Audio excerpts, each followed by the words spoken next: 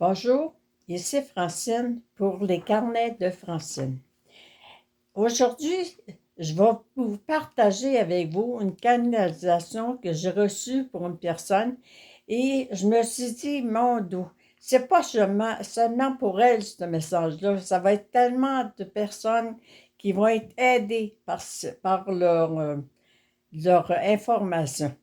Alors, la personne, des fois, les guides ont dit, on comprend que tu es peiné lorsque ça prend du temps avant qu'on réalise cette demande. Mais voici les attitudes à cultiver pour faciliter leur accomplissement. Ne prends pas les souffrances des autres sur tes épaules.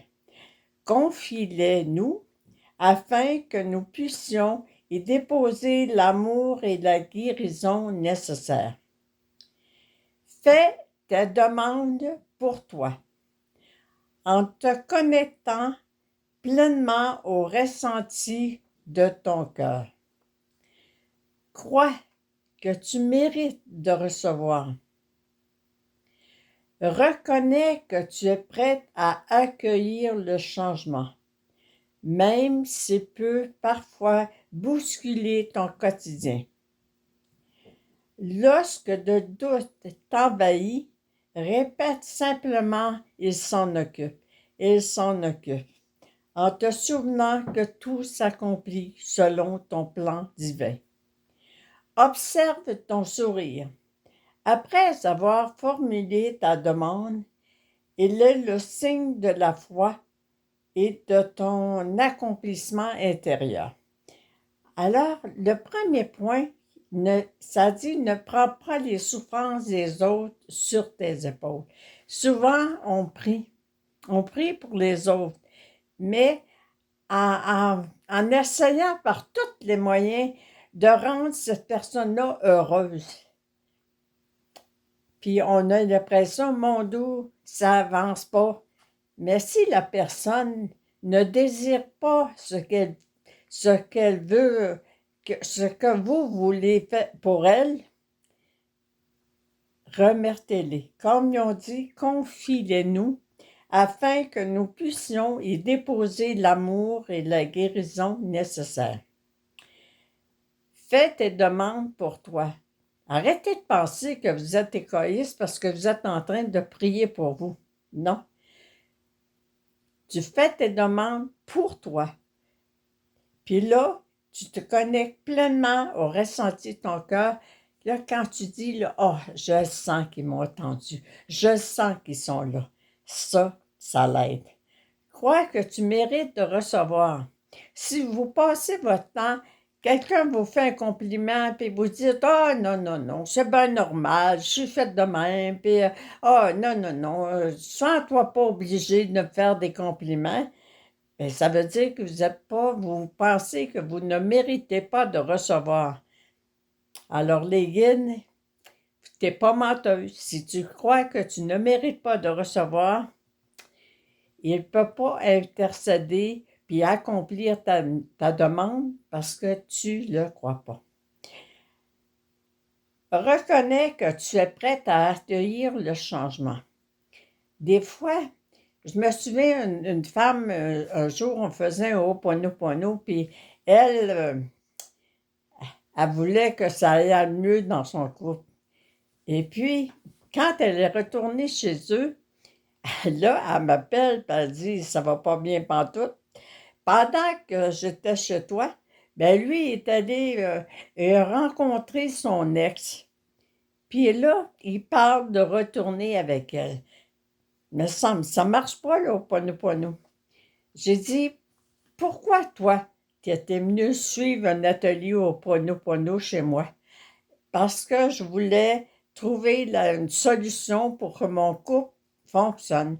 Je voulais vivre l'amour véritable. Là, ton conjoint, il s'en va. Puis là, tu es seule. Puis tu dis, bien, il me semble que c'est pas ça que je voulais. Tu as demandé de vivre l'amour véritable. Ouvre tes mains, accueille ce qu'ils vont te donner. Et 3 mois après, elle me dit, j'ai rencontré un ami d'enfance. Il est tellement formidable. Il est tellement bon, il est tellement gentil. Et puis, pas longtemps après, ils ont commencé à vivre ensemble. Fait que, elle a reconnu, là, il fallait qu'elle reconnaisse qu'elle était prête à recueillir le changement. Son conjoint s'en allait. Mais le changement, c'était de répondre à sa demande de vivre l'amour véritable. Lorsque le doute t'envahit, répète simplement. À chaque fois que tu dis, là, je me demandais si ça va marcher. Ah, puis non, je ne sais pas. Puis je devrais faire ça. Puis je devrais écrire une lettre. Puis je devrais ci. Puis je devrais ça. Ben là, pour que ton hamster il arrête de courir, tu répètes. Et elle s'en occupe. Elle s'en occupe. Tu l'as mis dans notre vie. Tu l'as mis dans nos mains. Répète, il s'en occupe. Puis s'il faut que tu le dises 200 fois dans une minute pour plus penser, ben fais-le. Aide-toi. Alors, souviens-toi que tout s'accomplit selon ton plan divin. Ensuite, moi j'ai lu que Joseph Murphy disait, lorsque tu pries, remarque si tu souris. Parce que si tu souris, ton cœur comprend que ça te rend heureuse. Alors, quand vous faites une demande, observez. Est-ce que je souris dans ma demande? Des fois, je donnais comme exemple, si je prie en disant, mon Dieu, soyez ma soeur. Mais qu'est-ce que je vois? Quelle pensée que je me vois dans ma tête? Quelle image qui est en train de se créer? Je vois ma soeur en train de mourir. Fait que, souriez. Puis là, merci de vous en occuper. Il s'en occupe. Alors, c'est le signe de la foi. De sourire, c'est le signe qu'on croit, puis c'est le signe que ça va s'accomplir. Il y a un accomplissement à l'intérieur de toi, là, par ton sourire, par ta foi, tout arrivera. Alors, comme les guides disent tout le temps, on n'a pas de montre, nous autres. On sait pas, on n'a pas le même temps que vous autres. Mais ce qui fait qu'on peut agir de plus en plus rapidement pour tes demandes, c'est le degré de ta foi. Seigneur, je crois, mais augmente ma foi. Eh mon Dieu, qu'on a dit ça souvent quand on était jeune. Seigneur, je crois, et augmente ma foi. Alors, je remercie toutes ceux et celles. J'ai déjà atteint un bon nombre de personnes qui ont accédé à mon livre.